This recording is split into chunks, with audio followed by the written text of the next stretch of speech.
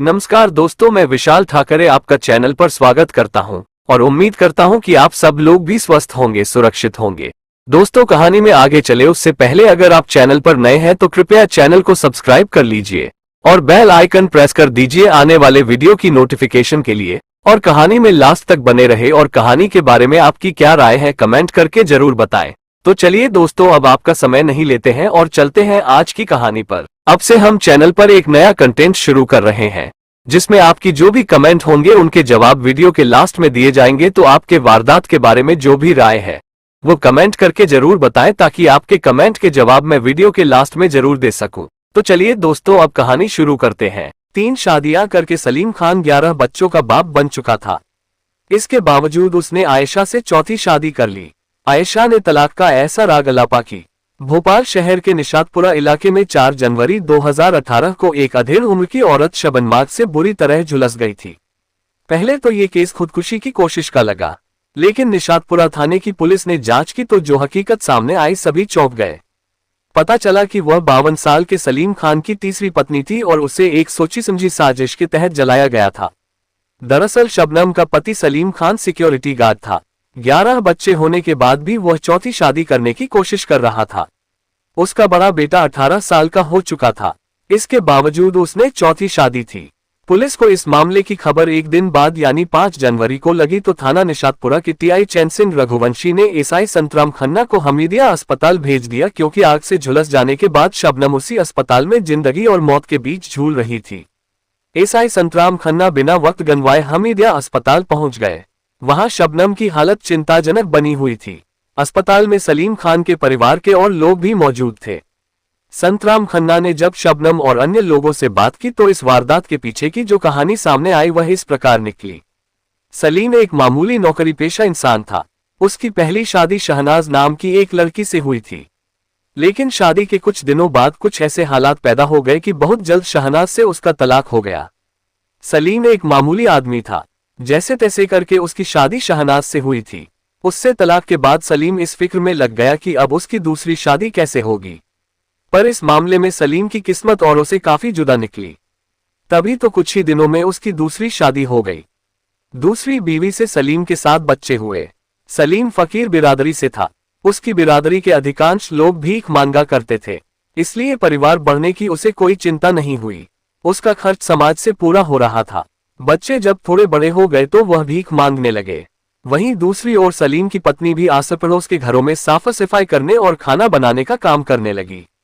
कुल मिलाकर सारा घर अपने खाने पीने का इंतजाम खुद ही कर लेता था। भीख मांगकर शौक तो पूरे नहीं किए जा सकते, लेकिन उसकी जिंदगी बदस्तूर चल रही थी। इसी बीच सलीम की दूसरी पत्नी भी उसे छोड़कर चली गई तो सलीम ने 35 वर्षीय शबनम नाम की एक महिला से शादी कर ली। शबनम भी तलाकशुदा थी। उसके पास 2 बच्चे पहले से थे। सलीम से शादी के बाद वह 2 बच्चों की मां और बन गई। अब उसके परिवार में 11 बच्चे हो गए थे।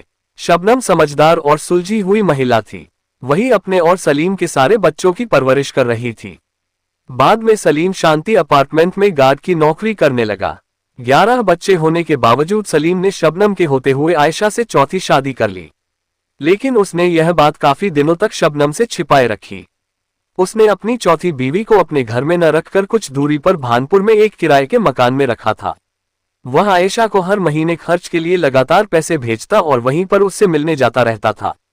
पर आयशा से शादी वाली बात वह शबनम से ज्यादा दिनों तक नहीं छिपा सका। शबनम को जब ये जानकारी मिली तो उसे बहुत गुस्सा आया। शबनम ने सलीम से शिकायत की, मैं तुम्हें इतना प्यार करती हूँ, बच्चों की देखभाल कर रही हूँ, तो ऐसी क्या मजबूरी आ गई जो तुमने आयशा से शादी कर ली? तुम्हें ऐसा नहीं करना चाहिए था। तुम्हें मेरी शादी से कोई परेशानी नहीं होनी चाहिए, क्योंकि जिस तरह पहले से चलता आ रहा है ठीक वैसे ही अब भी चलता रहेगा। आयशा भी एक तलाकशुदा औरत है। वो परेशान थी तो मैंने उसे अपने यहाँ एक तरह से आश्रय दिया है। सलीम ने सफाई दी, शहर में और भी तमाम तलाकशुदा महिलाएं हैं, उन्हें भी आश्रय दे दो। वो भी बेचारी न जाने कहां कहां धक्के खा रही होंगी। शबनम ने कटाक्ष किया, तुम तो बेवजह परेशान हो रही हो। उसके आने पर तुम्हारे प्यार में कमी नहीं आने दूंगा, इसलिए तुम कोई चिंता मत करो। सलीम ने उसे फिर समझाने की कोशिश की, लेकिन इतनी बड़ी बात को शबनम भला कैसे स्वीकार कर सकती थी, लिहाजा वह पति से खूब झगड़ी। कुछ ही दिनों बाद इस बात को लेकर अक्सर ही घर पर झगड़ा होने लगा।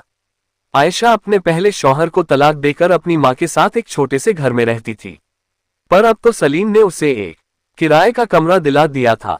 सलीम हर महीने उसे खर्च के पैसे देता रहता था, पर आयशा ने अब एक जिद ये पकड़ रखी थी कि वह शबनम से तलाक देकर उसे अपने घर पर रखे। सलीम शबनम को तलाक देने के लिए राजी नहीं था। इसी बात को लेकर दोनों में पहले तो सिर्फ बहस होती, लेकिन जल्दी ही इस मुद्दे के तूल पकड़ते देर न लगी। सलीम के दिए पैसों से मां बेटी का खर्च चलता था। दिसंबर 2017 में इत्तफाक से सलीम को अपने तय वक्त पर तनख्वाह नहीं मिली तो वह आयशा को समय पर खर्च के लिए पैसे नहीं भेज पाया। जब भी सलीम उसे समय से पैसे नहीं भेज पाता तो आयशा अपनी मां के साथ सलीम के घर आ धमकती थी। इसके लिए मां बेटी शबनम को दोषी मानती थी। वो दोनों आते ही शबनम पर हावी हो जाती थी। आयशा शबनम पर इस बात का दबाव बनाती कि वह सलीम से जल्द तलाक लेकर वहां से चली जाए ताकि वह इस घर में आकर रह सके, पर शबनम आयशा की बातों को अनसुना कर देती। दिसंबर के महीने में भी वह दोनों घर आकर शबनम से झगड़ने लगी। आयशा की मां वसीमा भी आग बबूला हो गई। हो हल्ला सुनकर आसपास के लोग भी अपने घरों से बाहर निकलकर दोनों को समझाने लगे। इतने में किसी ने सलीम को फोन करके इसकी जानकारी दे दी। सलीम उस समय शांति अपार्टमेंट में अपनी ड्यूटी पर था। वह दूसरे गार्ड को थोड़ी देर में लौट आने की बात बोलकर जल्दी से घर आ गया। उस समय घर पर महाभारत छिड़ी हुई थी। सलीम ने आते ही आयशा को समझाया कि यहाँ पर मत लड़ो, सब लोग देख रहे हैं। आयशा ने सलीम से गुस्से में कहा, सबसे पहले तो तुम शबनम को तलाक दो, तभी मैं तुम्हारे साथ रहूंगी। सलीम ने उसे समझाने की पूरी कोशिश की, लेकिन आयशा इसी बात पर अड़ी रही। सलीम के साथ पड़ोस के लोगों के समझाने के बाद आयशा थोड़ी ठंडी पड़ी और झगड़ा खत्म कर लिया। झगड़ा खत्म होने पर सलीम ने राहत की सांस ली। दोबारा ड्यूटी पर जाने से पहले सलीम ने शबनम और आयशा को समझाया, मैं जा रहा हूं, इसलिए अब लड़ना नहीं, कहकर सलीम वहां से चला गया। उसे लगा कि उसके समझाने के बाद दोनों नहीं लड़ेंगी। वो दोनों बीवियों की तरफ से बेफिक्र हो गया। अभी सलीम अपार्टमेंट में इत्मीनान से खड़ा भी नहीं हुआ था कि एक पड़ोसी का फोन आ गया। अचानक फोन आने से सलीम को शंका हुई कि दोनों के बीच फिर से लड़ाई शुरू हो गई होगी। जैसे ही उधर से रूह कंपा देने वाली आवाज आई, वैसे ही सलीम ने बिना किसी को बताए घर की तरफ दौड़ लगा दी। जब वह घर पर पहुंचा तो उसके घर के चारों तरफ मजमा सा लगा था। भीड़ देखकर सलीम को पूरा यकीन हो गया था कि कोई बड़ी बात हो गई है। करीब पहुंचकर देखा तो उसकी तीसरी बीवी शबनम पूरी तरह आग में जली एक तरफ पड़ी थी और चारों ओर देखने वालों की भीड़ लगी थी। मामले की गंभीरता की गवाही दे रही थी। जैसे तैसे शबनम को हमीदिया अस्पताल में भर्ती कराया गया। डॉक्टरों ने देखते ही हाथ खड़े कर लिए, क्योंकि उन्हें मालूम था कि शबनम इस दुनिया में बमुश्किल 1-2 दिनों की मेहमान है। सलीम ने डॉक्टर के सामने अपनी बीवी को बचाने की गुहार लगाई। वह किसी भी कीमत पर शबनम को खोना नहीं चाहता था। डॉक्टरों की लाख कोशिशों के बावजूद शबनम ने दम तोड़ दिया। पता चला कि 4 जनवरी 2018 को जब आयशा अपनी मां के साथ सलीम के पहले घर पर आधम की तो उसकी बीवी शबनम से बहस होने लगी थी, जिसे बाद में सलीम ने आकर शांत करा दिया था। उसके बाद हुआ ये कि एक बार फिर से दोनों सौतनों में तलाक को लेकर बहस शुरू हो गई थी। उस समय शबनम की बेटी चूल्हे पर खाना बना रही थी। बात अचानक से इतनी बढ़ गई कि आयशा और उसकी मां ने मिलकर शबनम को धक्का देकर जमीन पर गिरा दिया, जिस वजह से उसके सिर और हाथ में चोट लग गई। शबनम इसके लिए बिल्कुल भी तैयार नहीं थी कि वह अपने शौहर को तलाक दे। उसने आयशा से साफ कह दिया था कि जब मैंने अभी तक सलीम की पहली बीवी के बच्चों को एक मां की तरह पाला पोसा है, तो अब तलाक लेकर कहां जाऊंगी। इस बात को सुनकर आयशा को तैश आ गया। उसने कहा कि तुम जहन्नुम में जाओ या कहीं और, मुझे इससे मतलब नहीं है, लेकिन तुम्हें सलीम से तलाक लेना ही पड़ेगा। उन्होंने जब देखा कि शबनम अपने इरादे पर अटल है तो आयशा झगड़ा करने पर उतारू हो गई। इसी दौरान वसीमा बी ने अपनी बेटी आयशा से कहा कि देखती क्या है, इस करमजली के ऊपर केरोसिन डालकर आग लगा दे। ये सुनकर आयशा ने पास ही रखा केरोसिन का गैलन उठाया और जमीन पर गिरी पड़ी शबनम पर उसकी बेटी के सामने ही डालकर जलती हुई माचिस की तीली उसकी तरफ उछाल दी। एक छोटी सी चिंगारी शबनम पर पड़ते ही आग का गोला बन गई। गुस्से में आयशा ने इतना बड़ा कदम तो उठा लिया, लेकिन बाद में पुलिस केस होने की बात सोचकर वह डर गई। आयशा और उसकी मां ने सलीम के साथ मिलकर शबनम को हमीदिया अस्पताल में भर्ती कराया और शबनम से बोली कि तुम पुलिस को इसकी गवाही मत देना, हम लोग तुम्हारा इलाज करा देंगे, जिससे तुम पहले की तरह ठीक हो जाओगी। पहले तो शबनम को उनकी बातों पर भरोसा हो गया, लेकिन जब अपनी हालात देखी तो उसे अपने मासूम बच्चों की फिक्र सताने लगी, जिससे वह परेशान हो गई। उसने बाद में एसआई संतराम खन्ना को पूरी सच्चाई बता दी। इसके साथ शबनम ने मजिस्ट्रेट के सामने भी मौत से जद्दोजहद करते हुए पूरी घटना के बारे में जानकारी दे दी। निशातपुरा पुलिस ने मौके का मुआयना करके आग लगाने के सबूत इकट्ठे कर लिए। आयशा और उसकी मां पर भादमवी की धारा 307 और 34 के तहत मामला दर्ज कर लिया गया। शबनम की सौतन आयशा जल्दी ही पुलिस के हत्थे चढ़ गई। उसकी शातिर मां वसीमा भी पुलिस को चकमा देने में कामयाब रही। पुलिस ने वसीमा बी की धरपकड़ के लिए उसके घर पर दबिश दी, लेकिन पुलिस टीम को खाली हाथ लौटना पड़ा।